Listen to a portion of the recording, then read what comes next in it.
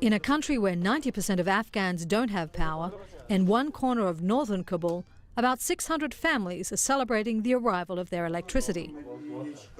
But it came at a price, and only after they paid kickbacks. The money that they were getting from us was not official. They were getting for their own pocket. Utility workers issuing permits and making connections demanded separate payments of between 400 and 500 Afghanis each house. That is about $8.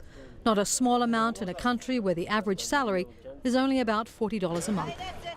And as Kabul's nearly 4 million residents struggle to obtain the most basic of residential services, power and water, charges of corruption, fraud and waste are continually being levelled against the country's electricity system.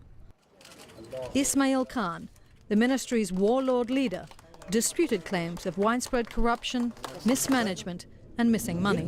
I strongly deny this allegation. If the job is not done, the money is still in the finance administration. It's hard to know exactly how much money is missing. A U.S. Agency for International Development report found more than $100 million worth of losses in the city's power systems each year. While some of the loss is due to transmission problems, much of it is because of corruption and mismanagement.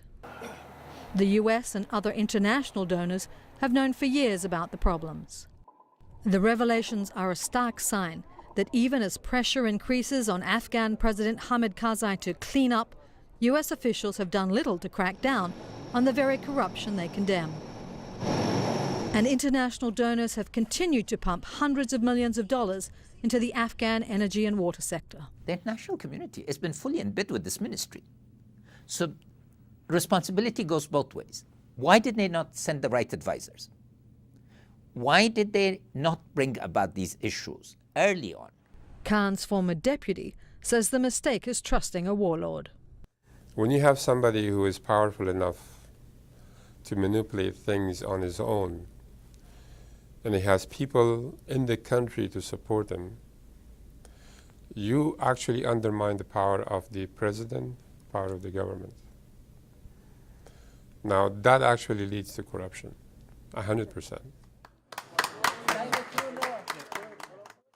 In January, Afghanistan's parliament rejected Khan for a second term as energy minister. But Karzai has not submitted a candidate to replace him, leaving Khan in control.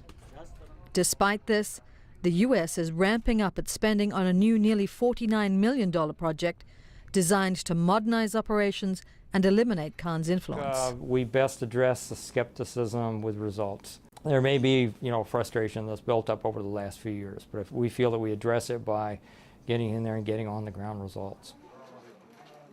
These Afghans say they just want reliable electricity. But to get it, they complain, they have to navigate a bureaucracy riddled with waste and corruption. Of course, they want money from us. If we are not paying, nobody works for free. In a country with one of the world's lowest rates of access to electricity, Afghans are forced to dig deep into their own pockets if they want to turn the lights on. Tracy Brown, The Associated Press.